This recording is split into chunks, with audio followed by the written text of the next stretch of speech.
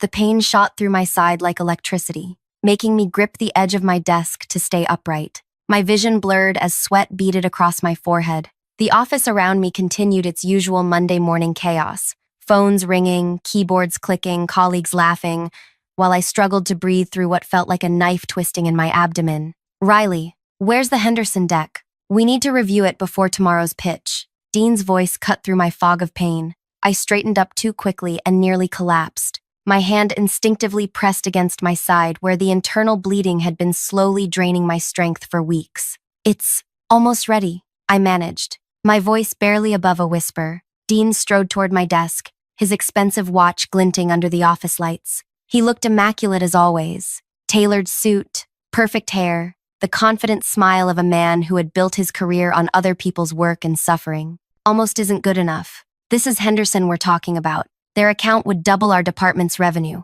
He lowered his voice. And double my bonus, which means good things for your future too. I nodded, not trusting myself to speak. My phone buzzed with an incoming call. Dr. Mera, according to the screen. I'd been waiting for this call since my alarming test results came back. I need to take this, I said, reaching for my phone. Dean's hand shot out, pressing down on mine before I could answer. Whatever it is, can wait. Henderson can't. The call stopped buzzing. Dean smiled and removed his hand. Good. Now, conference room in 5 minutes for final review. As he walked away, my phone buzzed with a voicemail notification. I pressed it to my ear, turning away from the open floor plan where 20 colleagues pretended not to eavesdrop.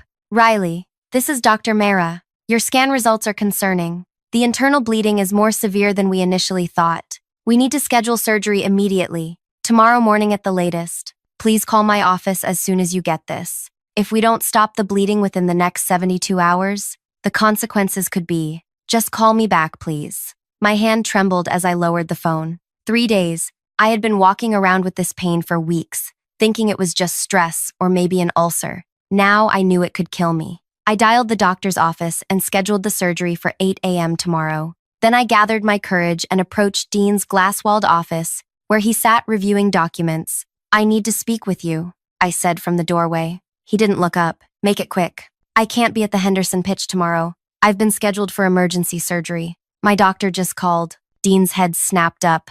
Excuse me? I have internal bleeding. It's serious. The doctor says if I don't have surgery within the next 3 days, cancel it. His tone was flat, final. What? Cancel your surgery. This client pitch is more important, Dean hissed, standing up and closing his office door. You're being dramatic. I'm not being dramatic. It's genuinely life-threatening, I explained, my voice steady, despite the searing pain. I could die if, Dean rolled his eyes. Everyone has health issues. I worked through kidney stones last quarter. The Henderson account needs your presentation skills. You built the entire strategy. Someone else can present it. Amelia doesn't have your polish. Look at the bigger picture here, Riley. This is about the team, about the company. It's about my life. It's about priorities. Dean circled his desk, lowering his voice. I didn't want to tell you this yet, but I've been considering you for promotion to senior strategist. That corner office could be yours by next quarter. But I need team players, Riley.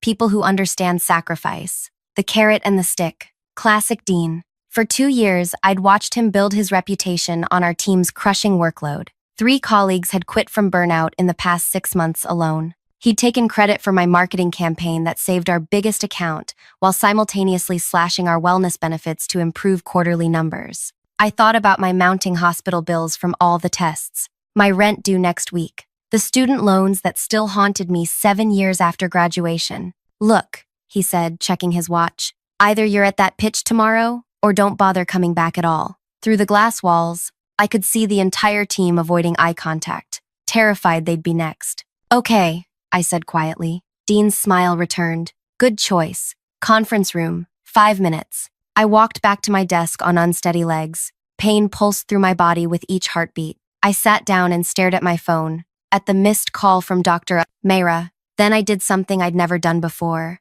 I picked up my phone and made one call. Not to HR, not to Dean's boss, not even to my doctor. I called my grandmother. Gwen speaking, her crisp voice answered. Gran, it's Riley, I need your help. While most of my colleagues saw me as just another overworked marketing strategist, they didn't know about my grandmother. They didn't know that quiet, unassuming Gwen had spent 40 years as general counsel for Henderson's parent company before retiring last year. They didn't know she still played golf weekly with their CEO and maintained a board position emeritus. And they certainly didn't know that she'd been quietly documenting my situation for months, waiting for the right moment. "Tell me everything," she said, and I did. When I hung up, I felt something beyond the pain, something like hope. The next morning, I arrived at the office 2 hours early. My face was pale, my body shaking from pain medication that wasn't quite working. The surgery I should have been having was scheduled to start in 30 minutes. Instead, I was reviewing presentation slides and rehearsing talking points. Dean arrived 90 minutes later, clutching his premium coffee and looking refreshed. "Glad to see you made the right choice," he said, patting my shoulder. "You won't regret it." He had no idea how wrong he was. At 9:45, 15 minutes before the Henderson executives were due to arrive, Dean's assistant rushed in. "They're here early," she whispered, eyes wide. "And they brought extras." Dean grinned. "Excellent. They must be bringing more decision makers. Riley, get the extra presentation packets from my office." As I walked past the reception area, I saw them. The Henderson CEO, Jonathan Hayes, 2 board members, and my grandmother Gwen, wearing her best suit and a look that could freeze fire. Dean emerged from the conference room, hand extended in greeting. Then he saw my grandmother. His step faltered. "Miss Warren, what a surprise." "Dean," my grandmother acknowledged coolly. "I believe you know my granddaughter, Riley." Dean's head whipped toward me, eyes widening in shock and dawning horror. "What did you do?" he whispered desperately when he pulled me aside. "Please, we can work something out. I'll approve your medical leave right now." "Too late," I whispered back. If you're enjoying this journey of workplace justice, take a moment to like, subscribe, and comment with what you would have done in Riley's situation. Your support helps these stories reach others who might need to hear them. Now, let's continue with what happened next. My name is Riley Warren. I'm 32 years old, and until yesterday, I was a senior marketing strategist at one of the top agencies in the city. I spent my days crafting campaigns that turned struggling brands into household names, my nights recovering from 60-hour work weeks, and my weekends answering urgent emails that were never actually urgent. I was good at my job, too good, perhaps. Good enough that my boss, Dean, had built his reputation on my ideas for 2 years. Good enough that when clients requested me specifically, Dean would insist on joining meetings to support me, only to interrupt, redirect, and ultimately claim credit for concepts he'd initially rejected. But I stayed because I needed the health insurance. The first symptoms appeared 6 months ago, occasional sharp pains that I dismissed as stress. Then fatigue so profound I'd fall asleep at my desk. By the time I finally saw a doctor, the internal bleeding had been going on for weeks. Something about a rare complication from a minor surgery I'd had years ago. My grandmother Gwen raised me after my parents died in a car accident when I was 8. She taught me resilience, integrity, and patience. Know when to fight and when to wait, she'd say. Timing is everything. As the only female general counsel in her company's history, she'd faced more workplace abuse than I could imagine. While she encouraged me to stand up for myself, she also understood the realities of needing a paycheck. "Document everything," she'd told me after I described Dean's behavior the first time. "Build your case silently. The right moment will come." For months, I'd been keeping a detailed journal.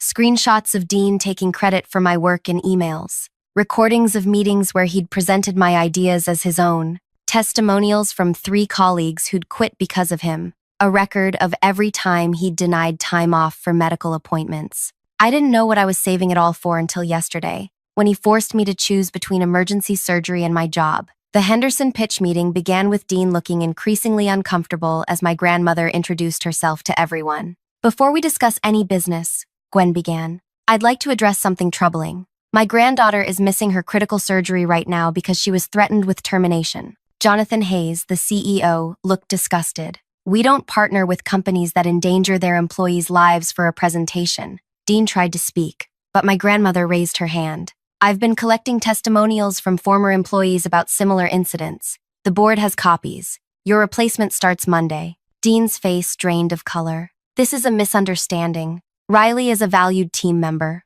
I would never—" "I have the recording from yesterday," I said quietly, pulling out my phone. "When you told me to cancel my surgery, or not bother coming back."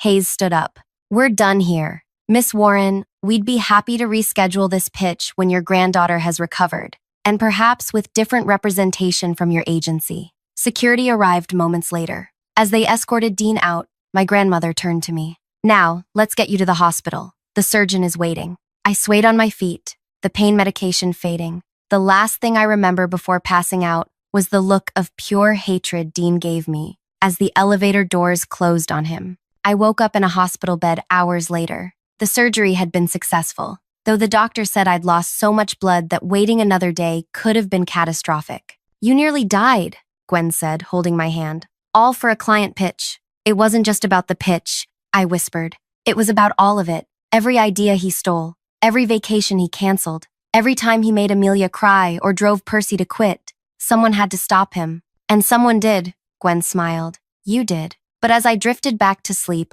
I wondered if it was really over. Dean wasn't the type to accept defeat gracefully, and while he might have lost his job, I had nearly lost my life. The balance didn't feel equal yet. What I didn't know then was that losing his job was just the beginning of Dean's downfall, and that my recovery would bring unexpected challenges and opportunities that would change everything. I spent 5 days in the hospital recovering. The procedure had been more complicated than anticipated. The internal bleeding had damaged surrounding tissue, requiring additional repair work. Each morning, Gwen arrived with fresh flowers and determination in her eyes. The board called. She told me on day 3, they're launching a full investigation into workplace practices at the agency. I nodded weakly. And Dean? Cleaning out his office under supervision. He's telling everyone it's a temporary misunderstanding. Of course he was. Dean had always been skilled at spinning narratives to suit his purposes. I wondered how he'd frame this one, the dedicated director, sabotaged by an ungrateful employee who couldn't handle the pressure. On my final day in the hospital, I received a text from Amelia. Office is chaos. Dean gone, but still has allies. Some saying you orchestrated his downfall. Be prepared. I wasn't surprised. Dean had cultivated loyalty through selective favoritism. He'd promoted those who never questioned him and marginalized anyone with independent thoughts. During my 2 years at the agency, I'd watched him create an inner circle who benefited from his rise and would naturally feel threatened by his fall. When I finally returned home, my apartment felt strange, as if it belonged to someone else. The potted plants on my windowsill had died, a small but painful reminder of how close I'd come to the same fate. I sat on my sofa, scrolling through dozens of unread emails and messages. One caught my eye. From Dean, sent just hours ago. We need to talk. Coffee tomorrow? This has gone too far. I never meant to harm you. I showed it to Gwen when she came by with groceries.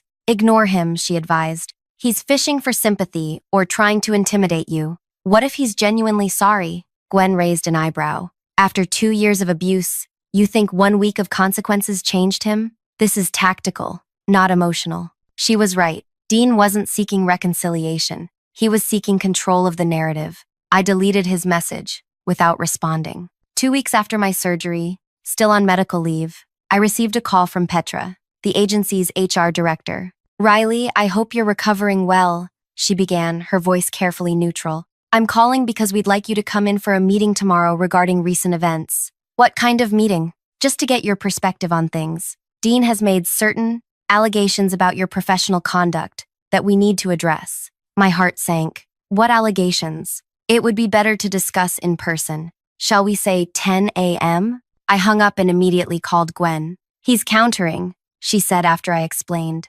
Classic deflection strategy. When accused of misconduct, claim the accuser is the actual wrongdoer. What should I do? Go to the meeting. Bring copies of everything you've documented. And Riley, bring me. The next morning, I dressed carefully in my most professional outfit. My side still ached where the surgical incision was healing, but determination pushed the pain aside. Gwen met me outside the agency building, immaculate in a navy suit that radiated authority. Remember, she said as we rode the elevator, they're scared. The Henderson account is hanging in the balance. The company's reputation is at risk. That gives us leverage. The conference room contained Petra from HR, Vince the agency founder, and a woman I didn't recognize who was introduced as legal counsel. No, Dean. Thank you for coming in, Vince began, his usual confidence notably diminished. We wanted to discuss your complaint against Dean. It wasn't a complaint, I corrected. It was me refusing to die for a client pitch.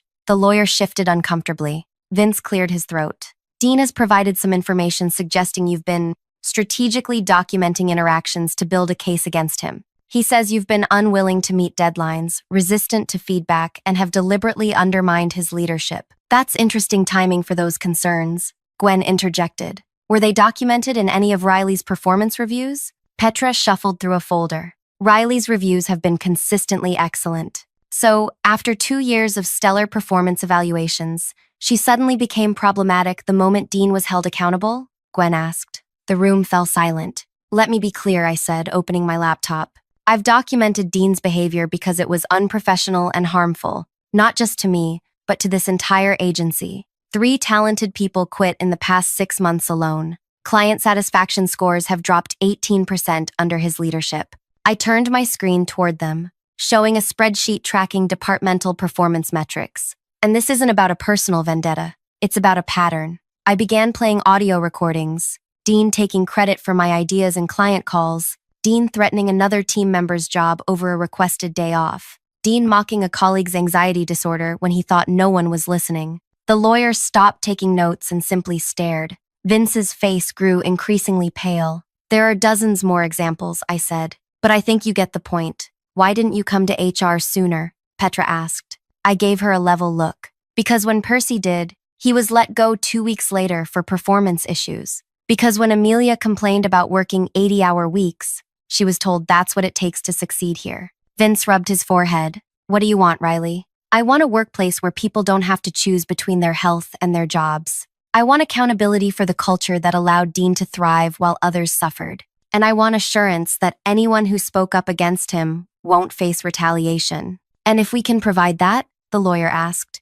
then I have no interest in pursuing further action. They exchanged glances. We'll need to discuss this internally, Vince said finally. As Gwen and I stood to leave, Petra spoke up. Dean mentioned that the Henderson pitch materials were his intellectual property and that you presented them to the client without authorization. My blood ran cold. This was Dean's countermove, claim I had stolen his work. The perfect symmetry of his accusation made it dangerous. That's interesting, Gwen said calmly. Considering Jonathan Hayes from Henderson specifically requested Riley for the account after seeing her previous work, I believe those emails are still available. In the elevator, I sagged against the wall. He's trying to destroy me professionally. He's desperate, Gwen replied. And desperate people make mistakes. One such mistake arrived the next day. A former junior designer who had worked under Dean before I joined the agency contacted me through social media. I saw what happened with Dean. It happened to me too, 2 years ago. I have proof he stole my designs and pushed me out when I confronted him.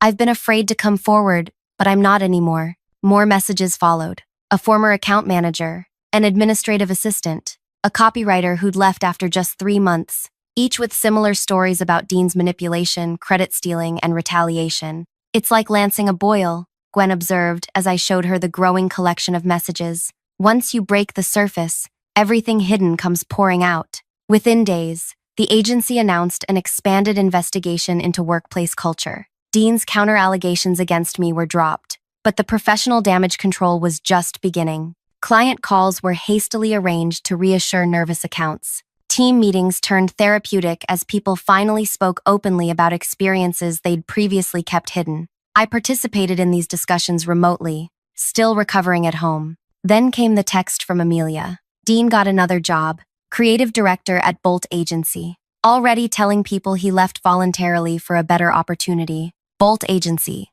our biggest competitor, the company that had been trying to poach the Henderson account for years. He'll have access to all our client strategies, I told Gwen, panic rising. He knows every weakness, every price point, every relationship dynamic. Calm down, she advised. This might actually work in our favor. How? He's going to use inside information to steal clients, only if Bolt hires him knowing how he obtained that information. That would make them legally complicit in corporate espionage. I frowned, not following. So what do? Gwen smiled. We make sure they know exactly who they're hiring. 3 days later, Dean posted a self-congratulatory announcement on his professional profile, excited to join the incredible team at Bolt Agency as their new creative director, looking forward to bringing fresh perspectives and winning strategies to their impressive client roster. The comment section filled with congratulations from his supporters and industry connections who didn't know the real story. His new beginning was taking shape exactly as he'd planned.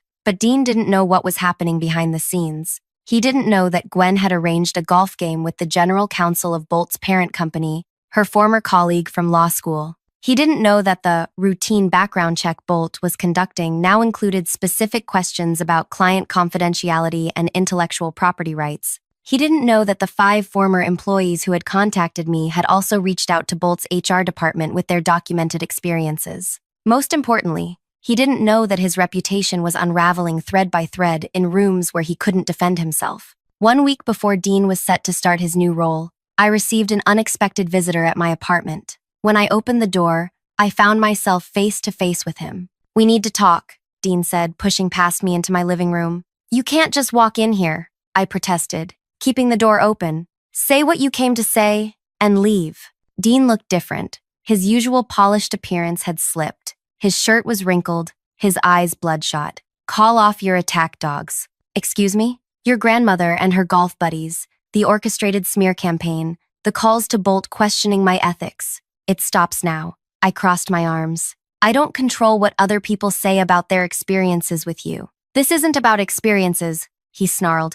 "This is about revenge. You weren't good enough to lead the Henderson pitch, so you manufactured a crisis to sabotage me." "Manufactured?" I lifted my shirt slightly, showing the healing surgical scar. "I nearly died, Dean. Everyone has health problems. You used yours as a weapon." His delusion was almost impressive. In his mind, he was still the victim, the talented director, brought down by jealous subordinates. "You need to leave," I said firmly. "Not until you fix this. Call Bolt. Tell them you exaggerated. Tell them it was a personality conflict, not misconduct." "No." Dean stepped closer, his voice dropping to a threatening whisper. "You think you've won? I built you, Riley. Every skill you have, I shaped. Without me, you're nothing. And I promise you, if I go down, I'm taking you with me." A throat cleared from the doorway. We both turned to see my neighbor, Tony, a retired police officer, standing there. "Everything okay in here?" she asked, her experienced eyes assessing the situation.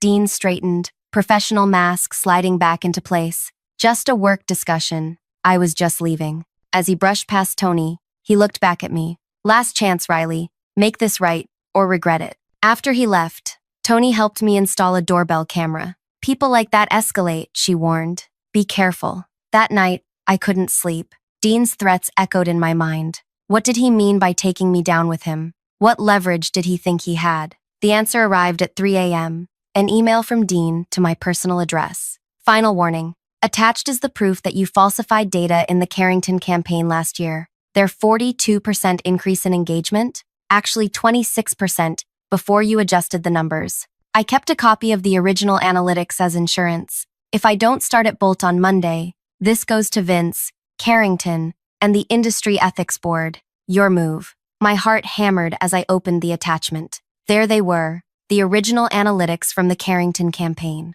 But I hadn't falsified anything. Then I saw it. The document properties showed the last edit was made by Dean himself 3 days ago. He had altered the original reports to make it look like I had inflated the results. This wasn't just professional retaliation anymore. This was fraud, and he was trying to frame me for it. I forwarded the email to Gwen with shaking hands. Her response came minutes later. "Don't panic. He just made his biggest mistake yet." I barely slept that night, my mind racing through possibilities. Dean had manufactured evidence against me, a calculated move that could devastate my career even if I eventually proved my innocence. The industry ran on reputation, and accusations of data falsification would follow me for years. At 7 a.m., Gwen called. "Don't go into the office today. Stay home and wait for my call." "But the falsified data is exactly what we needed," she interrupted.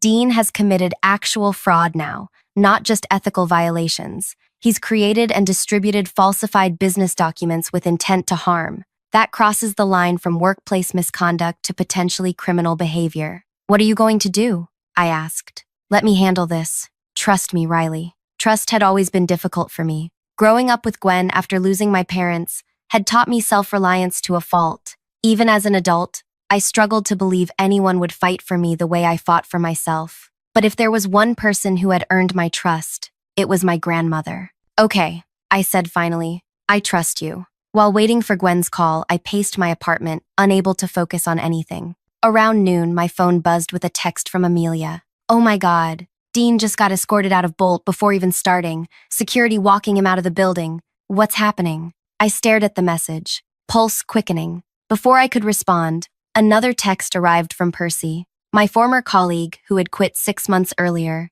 Riley, rumor mill exploding. Dean apparently tried to blackmail someone with falsified data? Agency lawyers involved? Is this connected to you? How did Percy know already? I called Gwen immediately, but got her voicemail. The uncertainty was unbearable. An hour later, my phone rang. An unknown number. Is this Riley Warren? A woman's voice asked when I answered. Yes, who's this? Naomi Wright, legal counsel for Bolt Agency. We need to speak with you regarding some serious allegations involving Dean Harper. Would you be available to meet this afternoon? My stomach tightened. What kind of allegations? I'd prefer to discuss in person. Your grandmother suggested 3 p.m. at her office downtown. Would that work for you? So Gwen was orchestrating this. Yes, I'll be there. Gwen's office was in a stately building that housed her private legal practice since retirement. When I arrived, she was waiting with a composed expression that revealed nothing. What's going on? I asked. Dean got escorted out of Bolt. People are talking about blackmail and falsified data. Patience, she replied. Our guests will be here momentarily. Within minutes, we were joined by 3 people. Naomi Wright from Bolt, Jonathan Hayes from Henderson, and Vince from my agency. The energy in the room was tense, expectant. Gwen took control immediately. Thank you all for coming on short notice. We're here because Dean Harper has engaged in behavior that affects each of your organizations. Riley, would you please share the email you received early this morning? I forwarded Dean's blackmail email to everyone present and watched their faces as they read it. Vince paled. This is, if he falsified data for Carrington. He didn't, I clarified. The original campaign results were exactly as reported. Dean altered the old reports recently to make it look like I had inflated the numbers. How can you be sure? Naomi asked. Gwen slid a folder across the table. These are the original analytics, authenticated with timestamps and server access logs.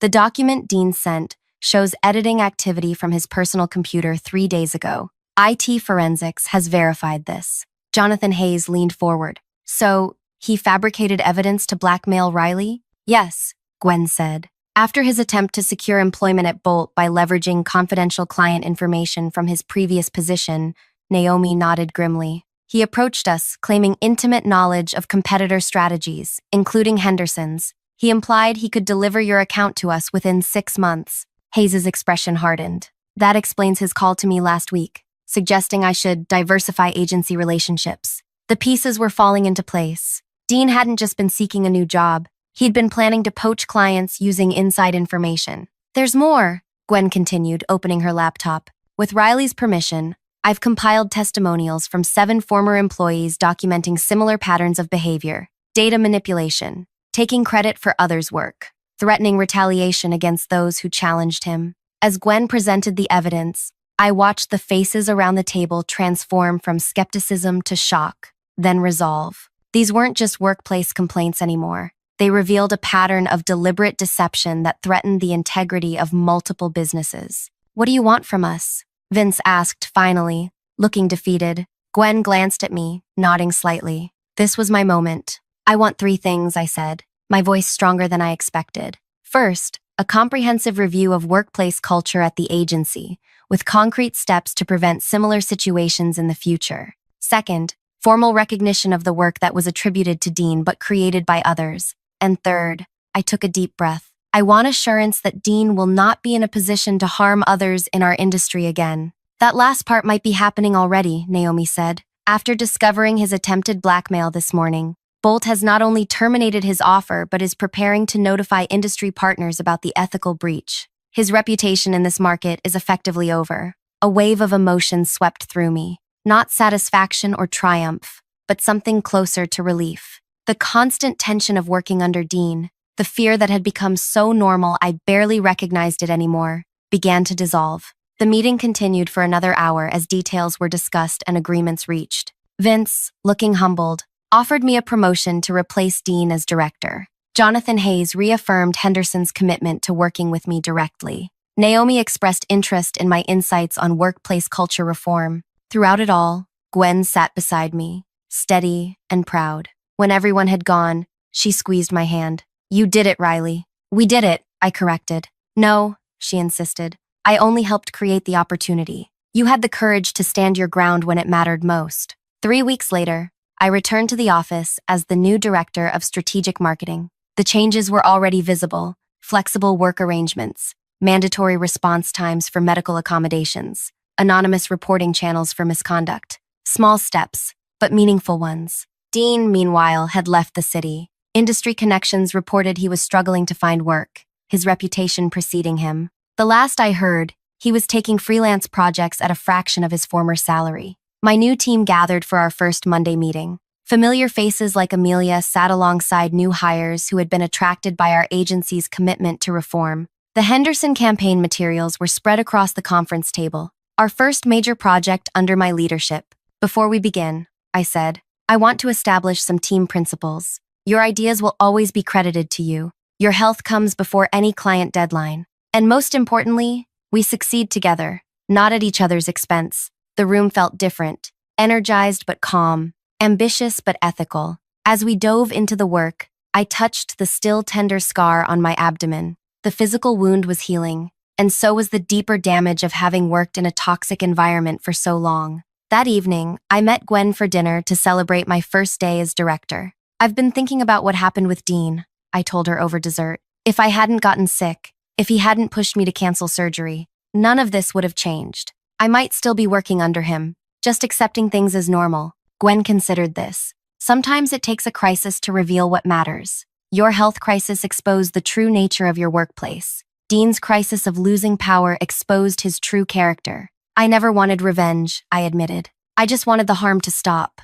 "The best revenge isn't about hurting someone else," she said wisely. "It's about creating a reality where they can't hurt anyone anymore." She raised her glass. "To making one call that changes everything." I smiled and clinked my glass against hers. "To knowing when that call needs to be made." 6 months later, our agency won an industry award for the Henderson campaign, the very pitch I had nearly missed due to surgery. As I accepted the award, I scanned the audience of industry professionals. "This award belongs to many people," I said into the microphone. "To my team, who brought creativity and heart to every aspect of this campaign. To Henderson, for trusting our vision. And to everyone who has ever spoken up to change a toxic situation, even when it seemed impossible." I paused, thinking of how far we'd come. Sometimes the most important decision isn't about strategy or design or messaging. Sometimes it's about drawing a line and saying, "This is what I will not sacrifice. Not my health, not my dignity, not my colleagues." When we protect these things, we create space for our best work to flourish. The applause was thunderous. As I stepped off stage, my phone buzzed with a text from Gwen. "So proud of you. Your parents would be too." I took a deep breath, feeling truly whole for the first time in years. If this story resonated with you, I hope it gives you courage. Workplace injustice thrives in silence. And sometimes one voice, your voice, can change everything. Share your experiences in the comments below, and remember that you're not alone in these struggles. Your story matters, and it might be exactly what someone else needs to hear to make that one crucial call that changes everything.